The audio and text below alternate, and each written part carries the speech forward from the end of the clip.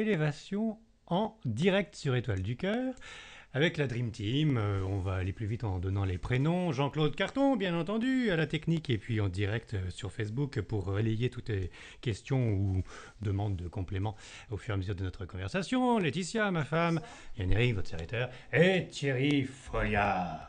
Nous allons parler de la culture du topinambour dans le Pas-de-Calais. Non, pas du tout. Thierry Folliard est naturopathe.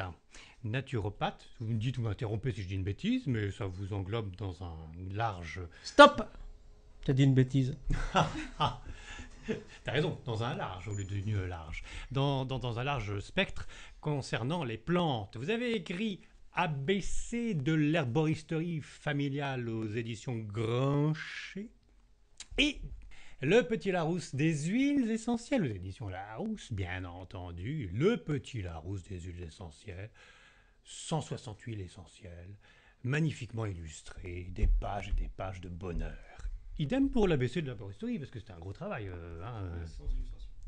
Oui, mais avec plein de détails. 160 plantes, si je me souviens bien. Il y a un petit peu d'huile essentielle aussi, dans celui de Grancher. Ouais, absolument. Ouais. Alors, le premier livre a été édité en 1872. Non, Quelques années plus tard, en 2009. en 2009. Et puis, celui-là sort de 2013, donc Le Petit Larousse et l'huile De essentielle. 2014 d'ailleurs. On est déjà en 2014. Eh oui. On n'oublie pas pour autant que comme T'as vous vachement êtes- préparé l'émission. Hein. Oui, bah, à fond comme d'habitude. On n'oublie pas pour autant que vous savez que comme nous sommes en direct, grâce à Jean-Claude Carton, qui est taquin ce soir, j'ai l'impression, nous allons faire le fabuleux Euromillion pour la dernière fois. Je ne vous ai pas expliqué ça, Maître Folliard. Je ne vous l'expliquerai pas. Ça sera une bonne surprise. Mais en fin d'émission, nous allons jouer à l'Euromillion. Donc dès maintenant, vous pouvez nous envoyer pour la dernière fois les numéros de l'Euromillion, ce qui ne nous empêchera pas de jouer à autre chose le mois suivant. Mais voilà, c'est la dernière fois qu'on joue à l'Euromillion, je vous expliquerai. Ah, C'est-à-dire qu'on gagne tellement qu'il faut arrêter de jouer. Bah, surtout que c'est toi qui payes. En plus. D'accord. Et je me ruine en pendule en plus. Et pour essayer de t'en trouver as les jamais rien gagné. Non, À sauf... part être alors, connu. oui, et sauf, il faut quand même le noter, depuis un an, parce que ça fait un an que nous sommes à Étoile du Cœur, en direct, eh bien, Joël Uri avait trouvé quand même un numéro et une étoile, donc ça avait fait un gain de mirifique de 3,60 €, quelque chose dans le genre. Bien, bon, on n'est pas là pour parler de l'Euromillion, on est là pour parler de Thierry Folliard. Thierry Folliard qui est Thierry est en train de se dire, mais dans quoi je suis tombé? la porte de sortie. C'est quoi est juste cette là. bande allumée? Non, parce qu'il est au courant, il sait bien, il a déjà regardé les émissions précédentes. Et Thierry Folliard, disais-je, est un grand sage au niveau des plantes, naturopathe et puis pratiquant, si je puis dire. Hein, c'est votre religion. Naturopathe, est-ce que vous pouvez nous expliquer exactement ce que c'est? Parce c'est que ça moi, qui- je suis un peu perdue dans les naturopathes, Alors, c'est vrai, parce les que- herboristeries, les... Oui, Enfin, des fois, je me dis, je vais aller voir un naturopathe. Oui, Et je me dis, ouais. alors, qu'est-ce qui va se passer chez le naturopathe? qu'est-ce que c'est un naturopathe? Ouais. Est-ce qu'il mange des pâtes nature ou... Ouais. Non, en fait, un je sais pas un petit naturopathe, peu. souvent, on me demande, est-ce que c'est quelqu'un qui soigne avec les plantes? Non, Oui, il voilà. se trouve que, bon, la coïncidence veut que je travaille effectivement dans une herboristerie, dans une officine tout à Mhm. fait traditionnelle, mais en fait, à l'origine, le naturopathe, c'est quelqu'un qui qui optimise, conserve ou aide à retrouver la santé avec des moyens exclusivement naturels. Donc les trois techniques de base, c'est essentiellement l'alimentation, hein, Mhm. suivant le précepte d'Hippocrate, de ton alimentation tu feras ta propre Alors, médecine. l'alimentation, mais est-ce que ça veut dire que vous avez étudié diététique? Vous êtes diététicien? Non, c'est une filière différente, ni diététicien ni nutritionniste. Mhm. C'est vrai qu'on étudie l'alimentation, mais suivant le regard des naturopathes. Donc D'accord. c'est vrai qu'on va être assez critique, par exemple, sur les laitages, notamment D'accord. les laitages de Mm. vaches. Mais disons qu'on retrouve les principes souvent du végétarisme, Mm. sans être des ayatollahs du végétarisme. Très souvent, on met en avant ce régime qui est relativement équilibré. Hein. D'accord. Alors, Voilà. naturopathe et phytothérapie, c'est ensemble? Alors, phytothérapie, c'est un terme qui est réservé aux médecins, en Oh, fait. tiens, Donc, trop bien. dans les 10 techniques, il y a effectivement les soins par les plantes. On va parler de phytologie, d'aromatologie, disons, pour réserver le terme de thérapie aux seuls bah oui. médecins qui ont suivi un cursus médical. Voilà, bon, c'est un sujet souvent assez sensible. Mm. Mais effectivement, les plantes font partie des 10 techniques de la naturopathie. Donc on vient vous voir, on vous dit ce qui va pas, et vous, donc vous rectifiez l'alimentation, vous nous conseillez des plantes, Oui, des huiles. En Voilà. fait, c'est ça le naturopathe? tout à fait. Donc, Mais comme un pharmacien, alors? On va dans votre officine Oui, c'est à titre informationnel, c'est-à-dire qu'on va pas donner une prescription ni une ordonnance, on appellera ça un programme d'hygiène vitale. Et en fait, c'est une feuille de route, qui va permettre disons, de retrouver la santé sous quelques semaines, enfin en tout cas d'être sur le bon chemin, essentiellement avec des règles alimentaires, des règles de bon sens, mais auxquelles on pense pas toujours. Limiter les acides gras saturés, les mauvaises graisses, les mauvais sucres, voilà, c'est des choses élémentaires. Coca-Cola, on peut en prendre? Pas vraiment. Non. Pas vraiment. Alors ça veut dire que si on vient vous voir, il ne faut pas être atteint d'une pathologie grave. C'est pour des petites choses qu'on vient vous voir. Oui et non, c'est vrai qu'en fait, on est plutôt dans le domaine du fonctionnel, hein, c'est dans le cadran, on n'est pas dans la ligne rouge, mais en même temps, c'est vrai qu'on peut tout à fait accompagner des personnes qui sont des maladies beaucoup plus graves comme le cancer, dans le sens où elles ont des traitements conventionnels, mais rien n'interdit, par exemple, de les accompagner pour soutenir les défenses immunitaires, éviter les maladies nosocomiales avec certaines huiles essentielles. Supporter les brûlures des rayons. Voilà, exactement. Voilà. Alors ça, on le retrouve dans les deux premières pages des deux livres. Il y a une sorte de préface qui dit attention, continuez de voir votre médecin, pas d'exercice illégal de la médecine. On vous donne enfin voilà, vous posez des jalons pour ne pas être attaqué si quelqu'un plongeait en plein dans la phytothérapie ou la naturopathie. Disons qu'aujourd'hui, on voit une certaine défiance vis-à-vis des médecins, que je peux comprendre, parce que c'est vrai que si on voit un médecin pendant 10 minutes, on n'a pas l'écoute qu'on attend. Donc c'est le problème. Je ne leur jette pas totalement la pierre, parce qu'au tarif d'une consultation actuelle, c'est vrai que c'est difficile de garder les gens 1 heure. Voilà. Donc, tandis que chez vous, alors on vient vous voir à Paris ou ailleurs, on va dans une herboristerie, on peut rester 1 heure, papoter avec vous pour avoir un diagnostic? Non. C'est pas un diagnostic, c'est pour ça qu'il ne faut pas justement rejeter complètement les médecins, parce que c'est les seuls à pouvoir faire un diagnostic. Un naturopathe n'est pas en mesure de le faire. Vous conseillez. On va conseiller, on va être dans le conseil et l'information, mais disons qu'on va se reposer sur un diagnostic. Parfois on ne l'a pas, donc suivant les éléments, on pourra effectivement inviter la personne à peut-être changer son mode de vie, d'alimentation. Et peut-être refaire le point avec le médecin si on soupçonne quelque chose de plus grave. Donc on a un rôle aussi de prévention, c'est-à-dire qu'en fait, on pourrait fonctionner en bonne intelligence avec les médecins dans le cadre de ce que les Américains appellent l'integrative medicine, la médecine intégrée. Bon, ça c'est un vœu pieux, mais c'est... Pour l'instant, en France, ça n'existe pas? Non. Par contre, ce qui est positif, c'est que je vois de plus en plus de médecins venir taper à la porte de l'herboristerie en se demandant, mais est-ce qu'on pourrait peut-être pas essayer quelque chose avant de donner des médicaments Parce que dans votre livre, celui qui s'appelle ABC de l'herboristerie familiale, vous précisez bien que les médicaments actuels que nous prenons à dose, hélas pas homéopathique, sont chimiques. Il n'y a pas que des plantes, il y a des médicaments de synthèse, et des mélanges d'un petit peu tout, d'animaux, de molécules, et puis ça ne marche pas si bien que ça finalement, et qu'on pourrait se soigner des petits maux, comme disait ma chère Étendre, tranquillement avec la plante. Simplement.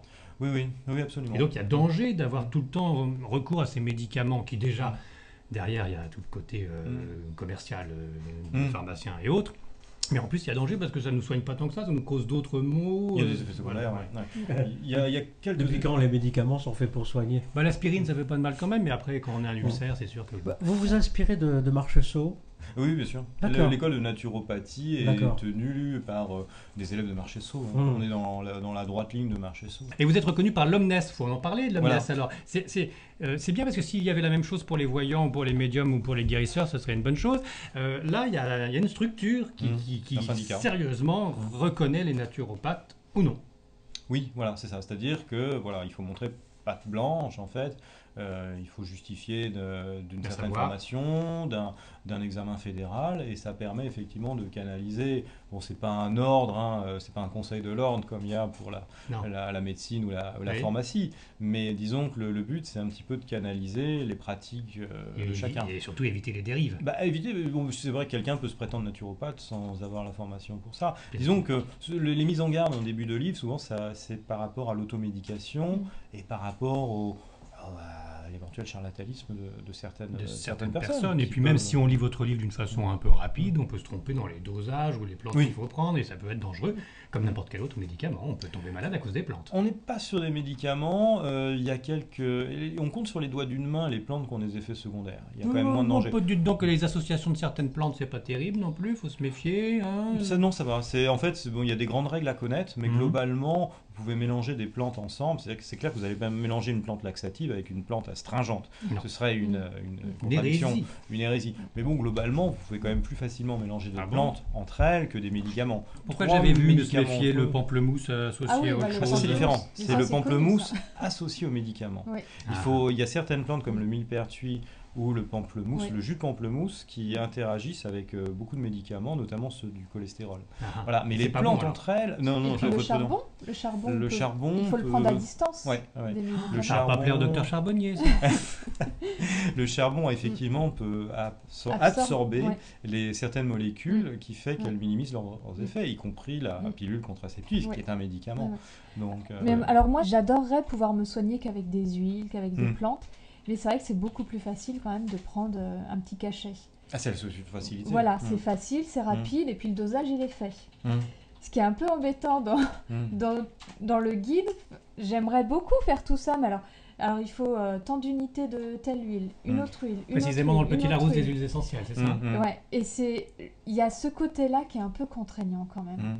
En fait, moi, je vois les personnes qui passent à la boutique me demander des formules.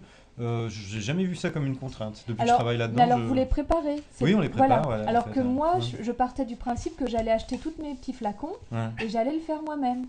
C'est possible parce qu'il faut avoir quand même un petit plan de travail, une petite cuisine.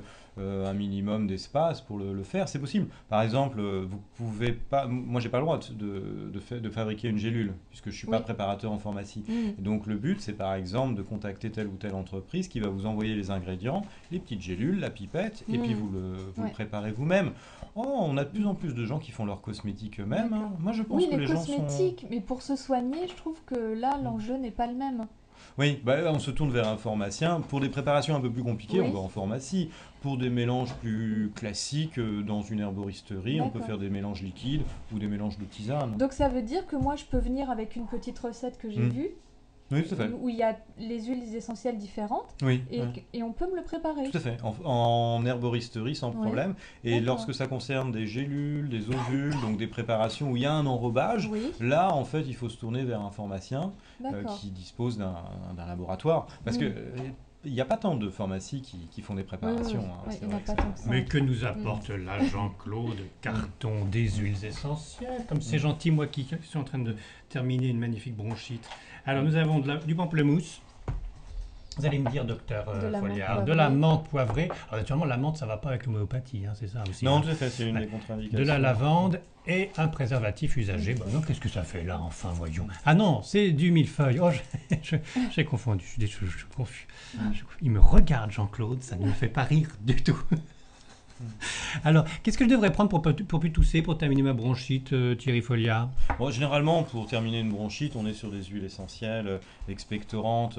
Par exemple, l'eucalyptus radiata, le ravinsara, le sarro. Donc ça, ce sont des huiles essentielles qui ont une action mucolytique, c'est-à-dire que ça fait fondre les mucosités. D'accord, mais alors je fais comment? Je la sniffe? Le plus facile quand on ne connaît pas les huiles essentielles, pour celles effectivement qui peuvent s'appliquer localement, le plus facile c'est de l'appliquer avec un petit peu d'huile dans une cuillère à café. On met un petit peu d'huile d'olive ou d'huile d'amande douce, encore mieux, et on verse 1 à 2 gouttes, effectivement, on fait son petit mélange dans la cuillère et on l'applique là comme ça sur le torse, sur le dos. Donc après, il y a bien sûr quelques précautions à prendre suivant les huiles essentielles, mais on peut tout à fait s'acheter de l'eucalyptus radiata. De l'eucalyptus globulus, il peut être asséchant pour des personnes qui ont les bronches un petit peu fragiles, les asthmatiques. Donc on va plutôt se tourner vers l'eucalyptus radiata, notamment pour les jeunes enfants. Mais donc ça, un petit mélange et on l'applique localement. Et là, ce que je suis en train de faire, de humer ces magnifiques odeurs de lavande, de menthe et de pamplemousse, est-ce que ça va me faire tournébouler la tête et que je vais être complètement ivre ou non. Non. Ce qu'on appelle l'olfactothérapie, donc c'est l'usage, au-delà de l'usage de l'application locale, on peut tout à fait effectivement passer le flacon sous le nez. Ça s'appelle de l'olfactothérapie. Bah, oui, c'est logique. Voilà.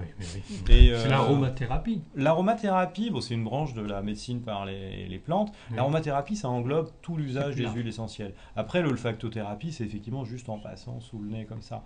Après, dans les usages, toujours dans les usages relativement doux, par exemple l'amande poivrée par rapport ça peut être des problèmes de digestion, lourdeur, mauvaise haleine. Ben, on Exact. peut passer le doigt juste sur le bord du flacon Oui. et appliquer comme ça une goutte en trace, juste en trace sur la langue.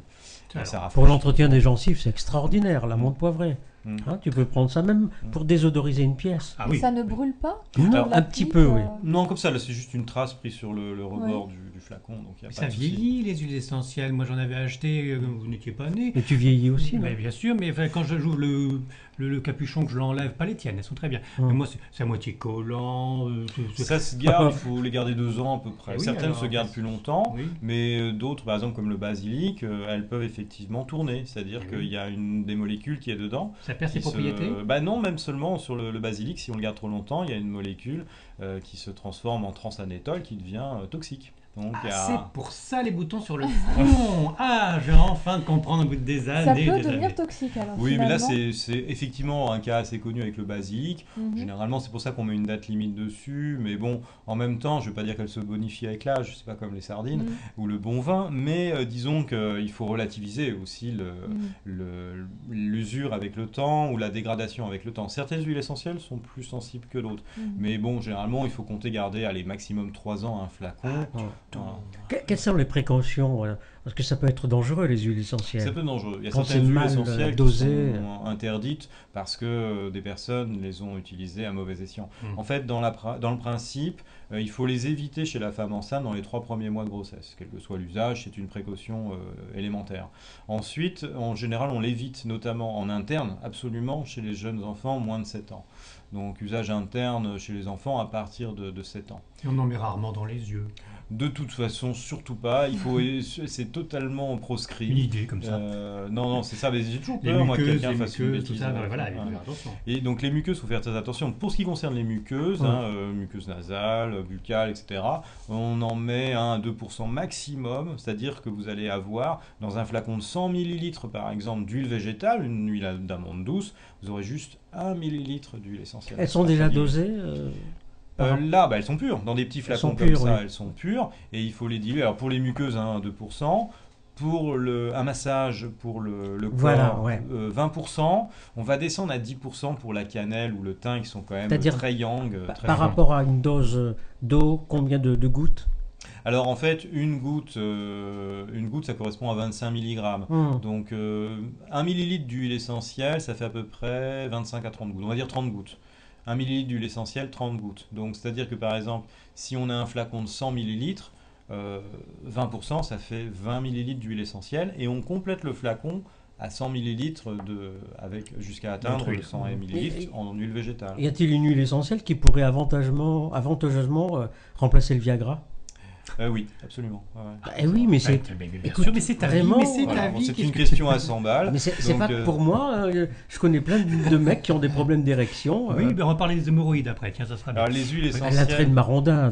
Bah, Oui, voilà, ça. tout à fait, on y reviendra. Dans les plantes, il y a l'entraînement. Bon, alors, Il y en qu'est-ce a- qui remplace il y le en a- Viagra Ne alors, nous dites-le. dispersons pas. Non, Alors, cannelle. en fait, la cannelle est très yang, donc on peut faire une huile essentielle, un mélange d'huile essentielle en massage Un tonique massage sur la- sensuel. un massage sur la verge. Non, parce que sinon, forcément, ça Je marche. parle de l'huile de massage. Non, et là il faut diluer à 1%, 2%. Ah bon. T'as Non, intérêt à non, diluer parce que sinon... non, faites pas la bêtise que De- j'ai entendue. C'était une femme qui a voulu utiliser l'huile essentielle de cannelle pure au niveau intime en se disant ouh là là, c'est aphrodisiaque. Oui, oui, oui. Elle l'a eu très très mal là, quand même. Ah C'est oui, très bien très irritant. D'où la chanson de Antoine, le chanteur. Je l'appelle Pas Cannelle. exactement, mais oui, c'est une chanson. Non, là, effectivement, en massage, il faut diluer à 10% la cannelle. Donc, on peut faire une huile de massage sensuelle avec ylang-ylang, gingembre, Et bois là, de ce haut. massage avec Laisse-le- ces huiles laisse-le essentielles de finir. ylang-ylang. Il mais y a je plein continue, d'hommes qui mais je vont... continue. Ah, ça, C'est du hommes et massage femmes, sur hein. tout le corps. Tout le corps, oui. Tout le corps, c'est parce que la peau va absorber Voilà. les substances Tout à fait. des essentielles. Par la microcirculation cutanée, ça passe au travers de la peau. Donc, on met de la cannelle, ou alors on met du ylang-ylang. Alors, bien dilué. Hein. Bien dilué. Bien dilué. Dilué à 10%. Hein. 10%. Attention, pas ou de bêtises. du ylang-ylang. Moi, je trouve que ça Ylang-ylang. pue le ylang-ylang. Moi, c'est pas Ah, grave. j'adore, je trouve ça Tu as sensuel. essayé? Oui, bien sûr, bien sûr. Tu confirmes, Laetitia? Là, on a senti, oui. Ah bon? Tu t'es bien rattrapé. Ça. Capiteux, odeur capiteuse. Oui, le patchouli peut-être Le patchouli, pourquoi pas. Ça, c'est pour les nostalgiques des années 60. Mais le patchouli a toutes les vertus. Ce que je ne comprends pas pour le patchouli, certains vous vendent l'huile essentielle de patchouli en disant c'est une plante, d'autres vous disent non, c'est plusieurs plantes qui sont associées. Le patchouli, ça n'a jamais été une plante toute seule. Donc, Pogostemon cabline en latin, c'est une plante toute seule. Oui, non, tout à fait. Voilà, Oui, non, c'est un peu bizarre comme les remarques qu'on vous a faites. Non, c'est bien une plante et une seule qui s'appelle le patchouli et qui porte un nom latin, parce qu'une plante est bien identifiée par son nom latin. Il faut s'assurer que le nom latin apparaisse sur le flacon. Alors justement pour les flacons, là on en a 3 d'une société différente d'ailleurs, on va pas les nommer, mais il faut s'en méfier. Il y a des soi-disant huiles essentielles qui sont pas du tout des huiles essentielles et qui sont peut-être mauvaises pour la santé au niveau de fabrication. Alors il y a des bons sites, il y a des bons sites sur internet, certains qui sont assez connus. On peut les citer? Allez, on va les citer. Oui. Aromazone, très bien. Bon. Assez connu, voilà. Bon, sérieux? Qui est bien, oui, tout à fait. Ouais. Et puis ils ont beaucoup de choix. Ouais. Ils ont beaucoup de choix, ils sont pas très très chers. Ouais. Bon, c'est un site qui a une bonne référence. Après, dans les grands classiques, il y a aussi Pranarome. Voilà. Pranarome fait des huiles essentielles de bonne qualité. Et tout ce qui vient d'Allemagne, là, les docteurs machin, etc., qui font des huiles essentielles. Il y a des huiles essentielles. Ah, il y a Valnet, c'est ça? Oui, Valnet, le docteur Valnet, donc c'est la Cosbionate, effectivement, fait des huiles essentielles de bonne qualité. Et puis il fait des mélanges aussi. Il y a des mélanges déjà prêts en spray qui sont bien. Alors justement, puisque ma femme en parle, ce fameux spray qui marche comme c'est pas permis au niveau commercial, c'est 48 huiles essentielles ou 41, on fait petit dans la maison et ça tue toutes les bactéries méchantes, etc. C'est si bon que ça? Alors ça, justement, j'ai un témoignage d'une de mes clientes qui a été brûlée au 2e degré. En tout cas, elle m'a montré les photos, c'est épouvantable. Et en fait, il y a quelqu'un qui a eu la malencontreuse idée, alors qu'elle était hébergée chez elle, d'asperger le mélange aux 41 huiles essentielles dans les draps. Et alors, il s'est passé ce que je évoquais tout à l'heure avec la cannelle. Et hasard ou pas, effectivement, elle a été bien abîmée. Elle a eu la peau très très abîmée. Parce que moi, je voyais justement ce genre de spray très très dilué, qu'on pouvait le mettre un peu partout sans problème. Disons que l'odeur... Normalement, c'est dans l'atmosphère, mais a priori, elles sont pures. Déjà, mélanger 41 huiles essentielles ensemble, personnellement, je trouve ça idiot. Dans le sens où déjà, c'est comme pour les médicaments, vous en mélangez 2-3 ensemble, vous ne savez pas ce qui se passe. Alors là, 41 huiles essentielles, c'est quand même un petit peu superfétatoire. Je ne vois pas très bien l'intérêt. L'idée, c'est effectivement d'associer ensemble des huiles essentielles anti-infectieuses. Vous pouvez faire un spray pour purifier l'air, donc sur une base d'alcool. Mais en mettre 41, c'est idiot. En soi, c'est idiot. Je vois absolument pas l'intérêt. C'est moins négatif pour la santé que tous ces sprays déodorants, je ne vais pas citer les marques, mais enfin chimiques, autant y aller avec les huiles essentielles mélangées. Oui, alors je dis pas s'il y avait le virus du SRAS dans la pièce, pourquoi pas. Non, mais 41, chip, hop, il y aura plus de Oui, non, mais c'est vrai que ça va être anti-infectieux puissant, mais ça paraît disproportionné d'en mélanger autant. Et bon, c'est vrai qu'en fait, il faut quand même être prudent. Là, il y a quelqu'un qui a une malencontreuse idée, c'est d'en asperger les draps. Oui, mais là, vous pouvez pas vous coller dans les draps. Vous risquez. Et ce qui est arrivé à cette dame, effectivement, elle a été la peau très très abîmée. D'accord, ce qui n'est pas demandé non plus dans ce produit qui est en vente. Non, normalement. Que sentez-vous là actuellement? La menthe. Moi, je sens la menthe. Non? Chérie, je suis trop loin encore. Oui, et puis moi je termine ma bronchite, alors je sens plus grand chose. Là ça se dissipe, mais je sentais, il y avait la menthe qui passait. Oui, moi c'était la lavande surtout que je m'avais sniffé dernièrement, mais tu as mis du psipsip de quelque chose alors. Oui. C'est de la cocaïne. Oui. Voilà, c'est ça, je reconnaissais l'odeur. Moi je sens plus rien là tout d'un coup. Non, c'est simplement une préparation magistrale qui permet d'améliorer la qualité de son aura. Ah tiens. Mais oui. Ça marche ça aussi, docteur Folia? Vous en pensez quoi? On peut tout à fait utiliser les huiles essentielles. Elle vous appelle docteur, vous n'êtes pas obligé de dire oui. Attention, docteur en herboristerie. Ça y est, je vais avoir un procès. Oui, voilà. Je signale quand même que le diplôme d'herboriste était tout à fait officiel. Il a été supprimé dans les années... C'est Pétain. En 41. Pétain. Oui, mais Pétain a fait la fête des mères aussi, on ne peut pas tout faire. Oui, bon. Donc oui, il peut y avoir une utilisation énergétique et spirituelle des huiles essentielles. Spirituelle. Et de plus en plus d'adeptes ou de passionnés d'huiles essentielles s'y mettent effectivement. Par exemple, dans les huiles essentielles de Madagascar, Simon Lemel, qui connaît bien les huiles essentielles de Madagascar, en a une lecture aussi énergétique et spirituelle en fait. Ah oui, c'était Léopold qui fait ça. J'avais fait une interview avec quelqu'un dans les Landes qui en vendait plein. Exact. Ça sent très très bon effectivement. Et puis alors c'est 36 parfums d'harmonie pour être spirituellement élevé ou l'amour, etc. Là ça s'appelle Lapis. Pour un parfum, c'est pas terrible. Mais c'est vrai que ça coûte coûte la peau des fesses. Oui, entre autres. Enfin, ça va mettre dans les toilettes, donc je suppose, mais c'est pas du lapis lazuli. Non. C'est bon. Donc ça sent quelque chose. Enfin, au moment de l'interview, comme on me présentait toute cette gamme de parfums, d'harmonie, je sentais plus du commercial qu'autre chose. Et vous me dites que si, quand même. Mais s'il faut Spirituellement, choisir, ça aide. non, mais il faut choisir une huile essentielle. Faut que vous. Alors, en fait, de plus en plus, on voit cette démarche, oui, littéralement spirituelle, dans le rapport qu'on puisse avoir avec l'huile essentielle. Donc, c'est-à-dire, c'est aussi le rapport qu'on a avec la plante. Donc, c'est vrai que les personnes qui sont dans l'anthroposophie, par exemple, vont se mettre en pleine nature, en méditation, littéralement face à une plante, pour essayer de. La médecine anthroposophique est un domaine qui vient de Steiner, et où on a une lecture, on a une lecture spirituelle des forces de la nature. D'accord. Parce que là, je vous annonce que c'est une grande première dans le studio. Pour la première fois, nous vivons une émission en direct. En odorama. En odorama. Et oui, mais vous avez déjà fait des émissions de radio, Thierry. Absolument. Ils avaient pris la peine d'embaumer la pièce avec des... Non. Bah oui. D'ailleurs, notre discours change de suite, vous avez remarqué. Oui, spiritualité. On est d'un calme incroyable. Et vous qui nous écoutez en direct, grattez la touche de votre ordinateur, vous allez sentir quelque chose. L'amande poivrée, est-ce que c'est celle-ci qu'on utilise en cas de migraine? Oui. En cas de maux de tête. En y allant, on la hume, on peut la mettre aussi sur les tempes, éventuellement mieux diluée, parce que c'est vrai que quand on la met sur les tempes, on a les yeux ça un peu pique. qui piquent. C'est quand même fort. Et puis surtout ne pas en mettre sur une trop grande surface, surtout pure, parce qu'elle a un effet réfrigérant qui est pas très conseillé, et encore moins chez les jeunes enfants ou bien sûr les femmes enceintes. Faut être quand même assez précautionneux avec la menthe poivrée. Vous voyez, vous dites, faut faire attention, faut pas en mettre trop près parce qu'on a les yeux qui piquent. Alors moi, c'est ce qui paraît, j'aimerais bien les huiles, mais j'ai peur en fait d'aggraver mon cas. Quand j'ai mal à la tête, quand j'ai mal au foie, quand je suis pas bien quelque part, je me dis, oulala, si je prends une huile, ça va peut-être empirer. Non. Parce qu'il y a l'odeur. Ouais. L'odeur, quelquefois, me gêne. Ah oui. Et du coup, par exemple, pour un mal de tête, il me faut pas d'odeur. Parce que ça me met encore plus mal.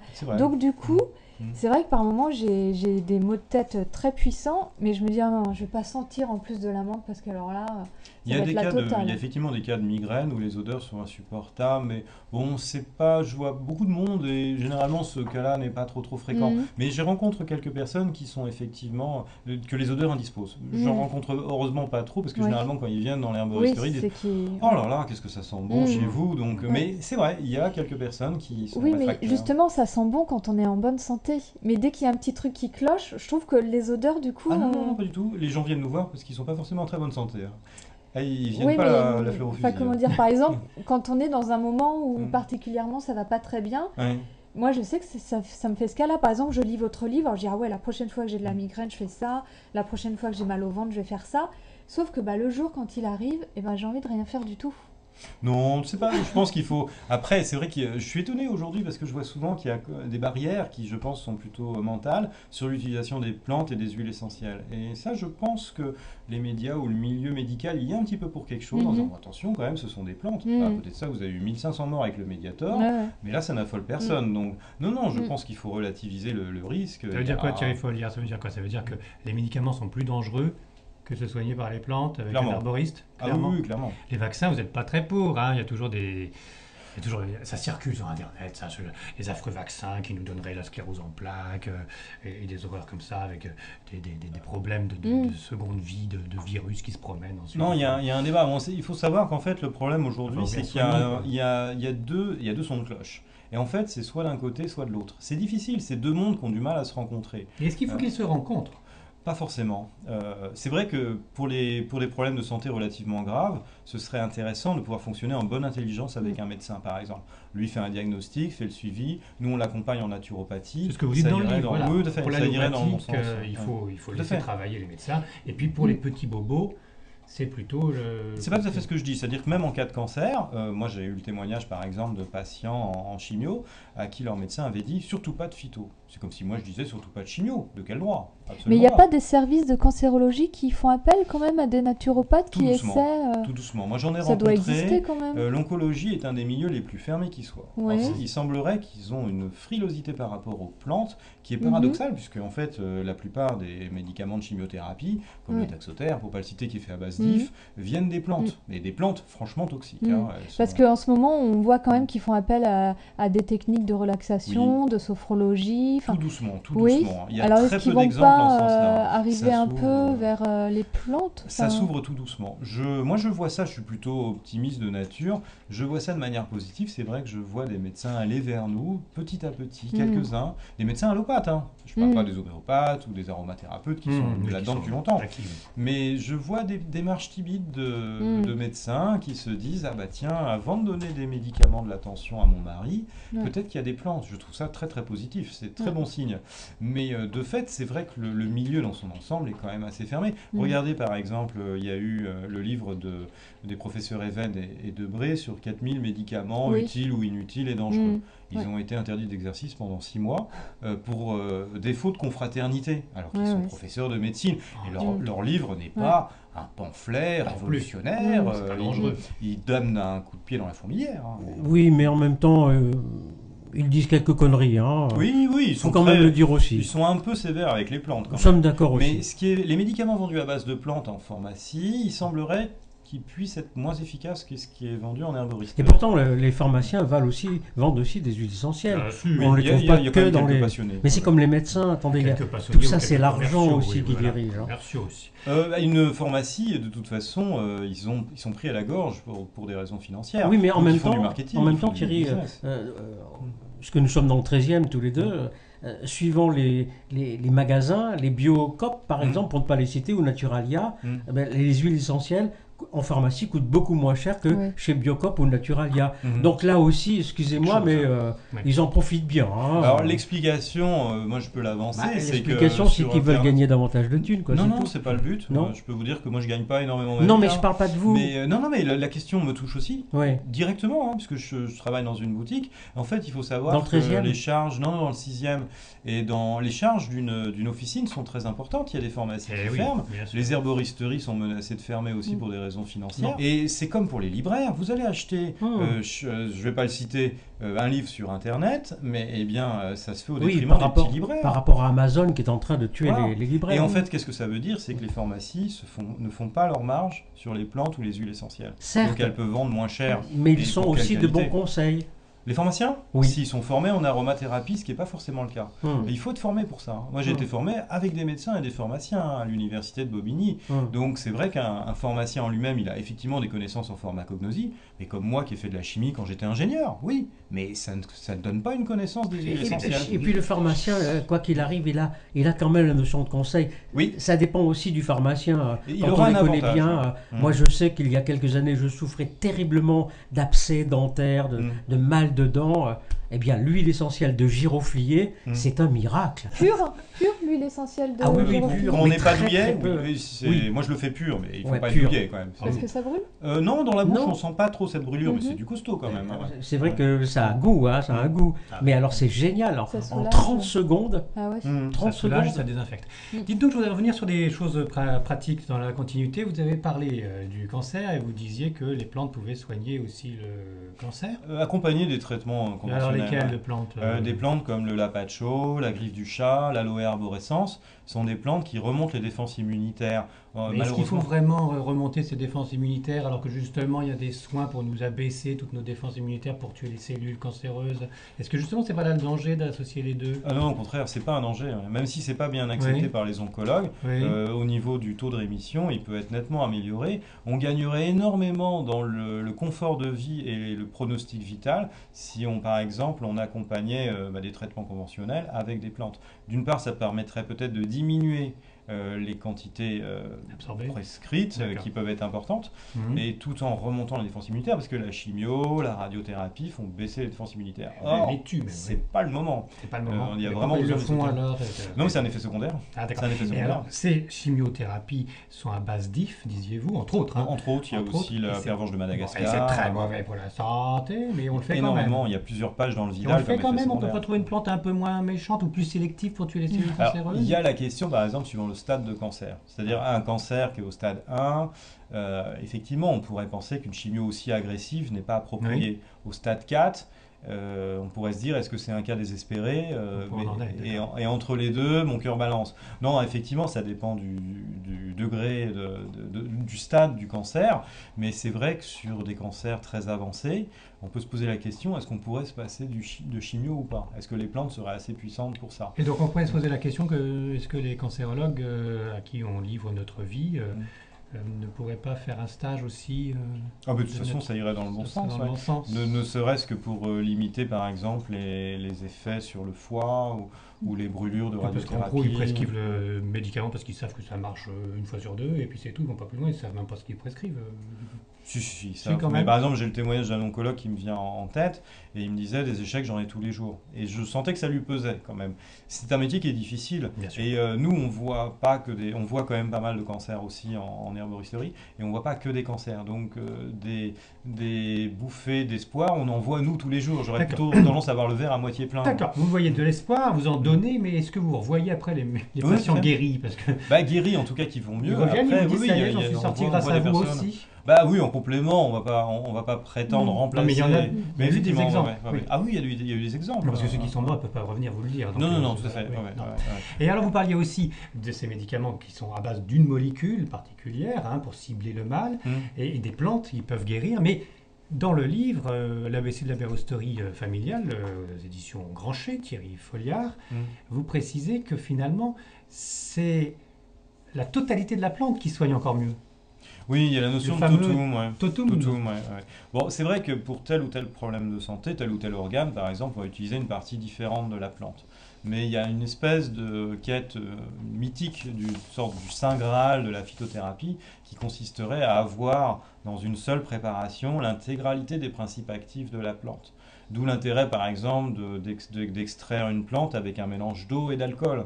Parce qu'en faisant varier la teneur en alcool, vous extrayez un éventail de plus en plus important des principes actifs. Alors il y a deux notions de totum. Il y a l'ensemble des principes actifs de la plante. Donc plus vous faites une extraction longue, plus vous aurez de principes actifs. Et il y a aussi la notion de totum liée aux différentes parties de la plante, c'est-à-dire racines, feuilles, fleurs. Et effectivement, on peut imaginer avoir un totum de la plante en laissant macérer toutes les parties de la plante ensemble. Et bon, la planète entière le sait maintenant, je sors juste d'une bronchite. Et je me soigne souvent pour éviter ce genre de mots embêtants et inutiles, à coup de chartreuse. C'est plein de plantes, chartreuse. L'élixir de la grande chartreuse. Il y a quand même 69 degrés d'alcool. Oui, mais ça, je n'avais pas remarqué. Mais est-ce que c'est bien, pour la santé, ce genre de choses? Oui. Moi, on me le conseillait. On le conseillait dans mon école d'acupuncture, mais plutôt comme vermifuge, en fait. Mais il faut se vermifuger 1 à 2 fois par an, c'est connu. C'est vrai que ça peut partir par cet endroit-là aussi. Ça tue les petits vers. Mais c'est quand même des plantes qu'on retrouve, ou on ne boit que de l'alcool? Les monastères ont effectivement cette tradition de l'usage médicinal des plantes. Alors c'est vrai qu'il y a un nombre de plantes assez conséquent dans l'élixir de la grande chartreuse. Après, vous pouvez aussi penser au mélange aux plantes des laboratoires Pierre Fabre. Et puis les fleurs de bac, alors on n'en parle pas des fleurs de bac. Tu peux essayer le génépi aussi, c'est très bon. Mais je mélange tout. Puis je termine avec une vodka et un petit peu de calvados. Ça va pas mieux le lendemain. Faut pas se disperser. Et déjà, il y a pas mal de plantes dans la chartreuse, excuse-moi d'y revenir. C'est très bon, mais il y a au moins... Non, mais là, vous soulevez le danger de l'automédication. Parce que c'est vrai qu'on peut aller de ci, de là, et puis finir 8 jours après, on a tous un bronchite. Alors là, je vous attendais à ce virage-là. Parce que les 2 livres, là, je ne les ai pas lus, mais je n'ai aucun doute. Je vous connais de réputation depuis pas mal d'années, Thierry Folliard. Mais en même temps, de plus en plus, des livres sont aussi des succès en librairie. les éditeurs, ils sont pas cons, hein, et ils vont aussi pour nous préconiser de plus en plus l'automédication. Alors que il y a quand même là... Ouais, disons que nous, notre but quand on écrit un livre, c'est d'essayer de stimuler une automédication intelligente, tout en mettant des petits signaux d'alarme, en disant, bah, là, si vous n'êtes pas sûr de vous, allez voir un médecin, un pharmacien conseil, de façon à éviter une bêtise. Un peu comme les bouquins qui parlent d'homéopathie, quoi. Oui, tout à fait. Parce que rien ne remplacera, pardonnez-moi, les livres, c'est bien, mais rien ne remplacera un bon technicien, un bon herboriste, un bon naturopathe, on est d'accord. Oui, c'est vrai que ça n'est pas le même prix non plus. Non, mais il faut en particulier se défier d'Internet, parce que c'est vrai que sur Internet, pour faire le tri des informations, il faut vraiment être doué. Parce que, et dites donc, il faut se méfier aussi des livres, hein, parce que le nombre de livres qui sort, un coup, telle plante, c'est bon pour la toux, un autre coup, c'est bon pour autre chose, et puis il y a des informations qu'on ne concordent pas souvent. Hein. On peut tomber, effectivement. Il faut essayer de choisir un livre relativement sérieux. Vous êtes, oui, mais comment faire?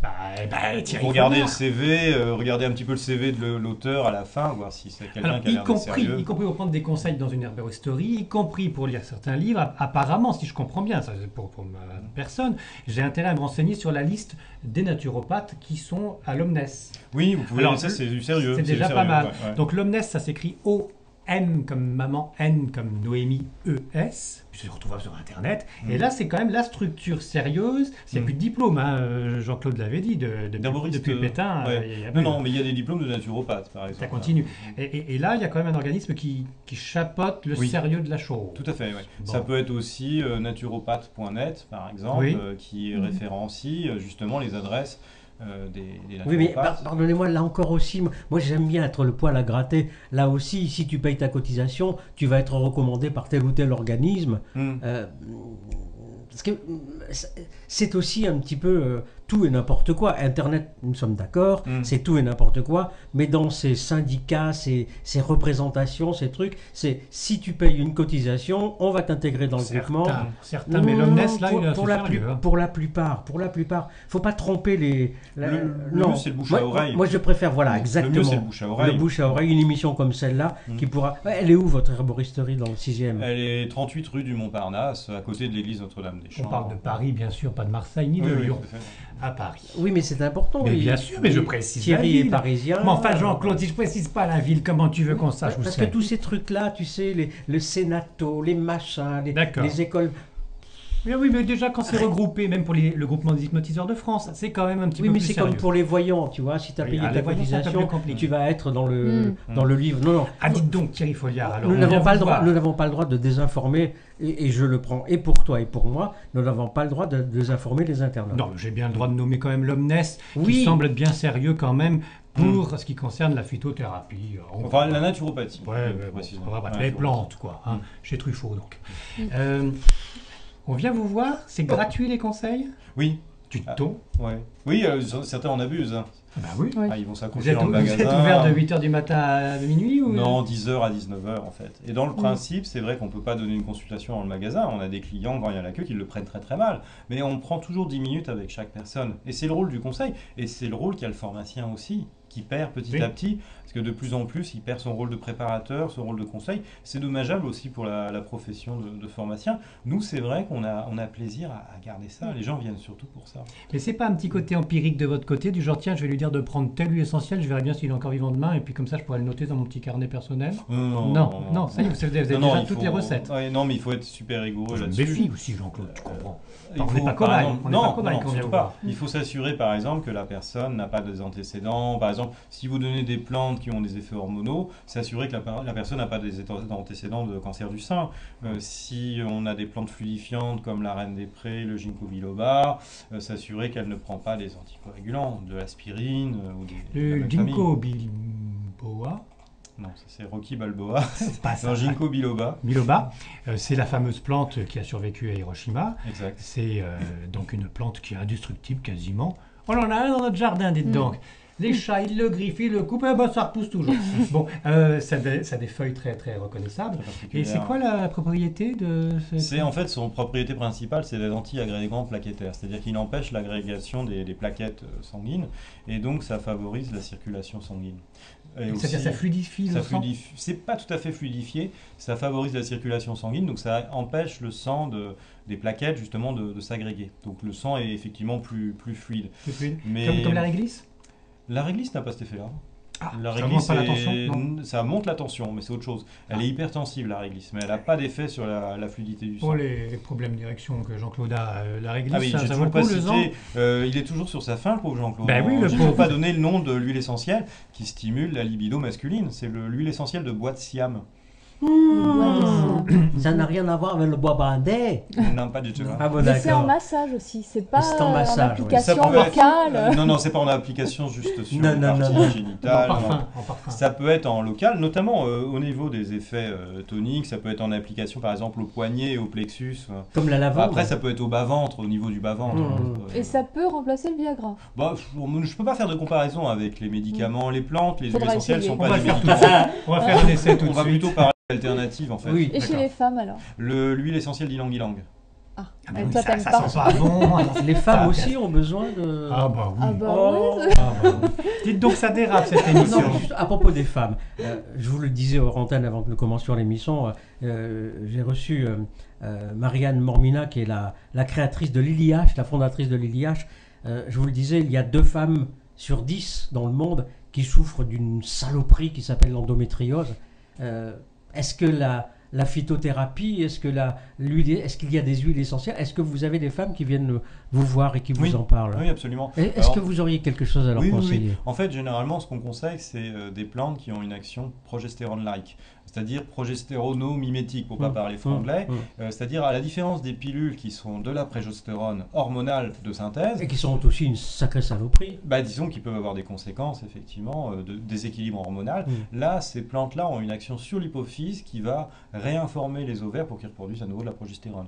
Donc, c'est des plantes comme l'alchimie, la mélisse, le grémil, le gâtillier. Vous me marquerez que je La leur donne salsoparaille, l'information. voilà. Et donc, on prend ça notamment dans la deuxième partie du cycle, entre le 15e jour et le 24e jour du cycle. jour, ouais. Et éventuellement associé à 2 à 3 gélules par jour d'huile d'onagre et à prendre sur plusieurs mois, parce que de toute façon il faudra du temps pour que ça se régularise. Mais voilà, on peut effectivement trouver une solution. Et comment à se fait-il l'endométriose. que personne ne les informe? Je vous assure, elles ne sont pas au courant. On leur fait prendre des trucs chimiques, des Ouais, camisoles chimiques, vous voyez, Ouais. des traitements hormonaux qui leur renvoient d'un seul coup 35 ou 40 kilos en l'espace de 15 jours. Mais certaines viennent me voir, Ouais. certaines viennent me voir pour des problèmes hormonaux. C'est vrai que les problèmes hormonaux sont assez fréquents chez les femmes.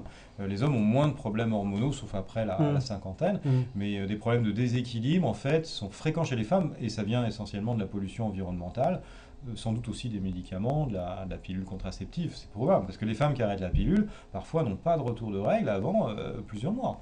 On s'interrompt le temps de cliquer pour la suite. À tout de suite.